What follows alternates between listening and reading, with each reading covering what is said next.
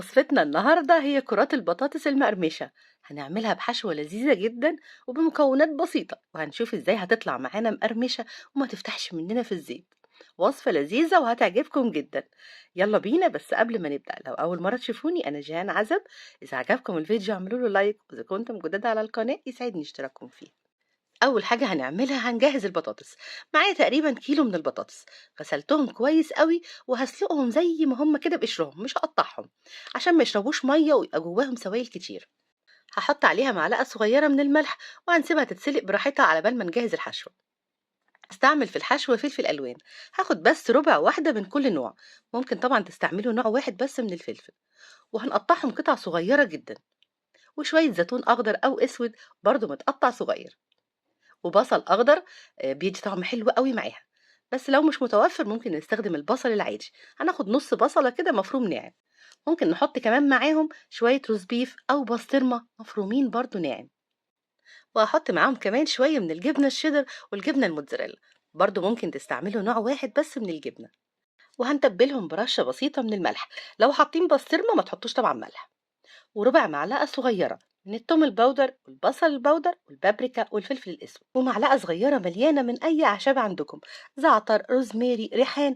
أي أعشاب هتدي نكهة حلوة قوي. هنقلب المكونات دي كلها مع بعض وهنسيبها على جنب شوية. ولو مش حابين تحطوا خضار خالص ممكن تعملوها بالجبنة بس. هنقطعها مكعبات صغيرة ونحشي بيها البطاطس. البطاطس خلاص استوت وصفتها من ميتها. وهنسيبها بس تهدى شوية عشان نعرف نقشرها. وهنهرسهم بقى بشوكة أو بهرسة البطاطس. ممكن كمان تستعملوا المصفى السلك، بتخلي البطاطس ناعمة جدا. بس قبل ما تحطوها في المصفى اهرسوها برضو بالشوكة شوية عشان تبقى سهلة عليكم. أهم حاجة عايزينها في الآخر تبقى ناعمة وما فيهاش أي كتل خالص. وهنحط عليها معلقتين كبار من النشا ومعلقتين كبار من الدقيق وشوية بقدونس حلوين. هناخد الورق بس وهنقطعه ناعم جدا. وهنحط عليهم شوية توابل بسيطة. معلقة صغيرة من كل حاجة. ملح وتوم باودر وبصل باودر وبابريكا ونص معلقة من الفلفل الأسود. هنقلب بقى الكلام ده كله مع بعضه وندوقها ونظبط الطعم. لو محتاجة شوية ملح أو أي حاجة من التوابل نحطها. هنعجنهم كويس جدا مع بعض. المكونات كلها تندمج وتبقى بالشكل ده، عاملة زي العجينة كده وبتلزق بسيط في الإيد. بلاش نزود النشا، يعني مش كل ما نلاقيها انها بتلزق او طريه نزود نشا ونزود دقيق. هنلاقيها نشفت معانا وما بقتش حلوه. المعلقتين اللي حطيناهم كفايه قوي انهم يمسكوا المكونات كلها في بعضها ويمتصوا اي سوائل موجوده. كده خلاص البطاطس بقت جاهزه معانا والحشوه كمان جاهزه. نبتدي بقى نحشيها. هناخد قطعه صغيره من البطاطس وهنفردها بالشكل ده. وهنحط فيها الحشوه ونقفلها كويس قوي. وبلاش تكتروا الحشو قوي عشان البطاطس ما تفتحش منكم في الزيت ونلاقي الحشوه خرجت منها. ونخلي بالنا ان احنا نقفلها كويس جدا ونلفها بين ايدينا كده عشان تاخد الشكل الحلو ده. وبرضو عشان نتأكد ان ما فيهاش اي فتحات الحشوة تخرج منها. بعد ما نشكلها هنحطها على صينية مفروض عليها ورق زبدة او بلاستيك. وخلوها بعيدة عن بعضها عشان ما تلزقش. هنخلص خالص الكمية بتاعتنا كلها وهندخلها الفريزر ربع ساعة بس تتماسك شوية. وفي الوقت ده كده نجهز للتغطية. معايا كورن فليكس طحنته خشن بالشكل ده. الكورن فليكس مع كرات البطاطس ما بيشربش زيت وبيدي قرمشة حلوة قوي. لكن لو مش متوفر ممكن تستعملوا البقسماط الكريسبي أو الناعم. المتوفر منهم استعملوه. وهنحتاج كمان للبيض.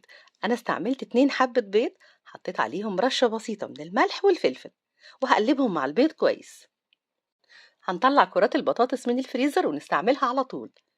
هنحطها الأول في البيض وبعدين هنطلعها نحطها في البقسماط ونغلفها بيه كويس قوي. ميزة إننا بنحطها في الفريزر شوية. لما بنقلبها في البيض ما بتبقاش طرية ونلاقيها شكلها اتغير وفكت مننا.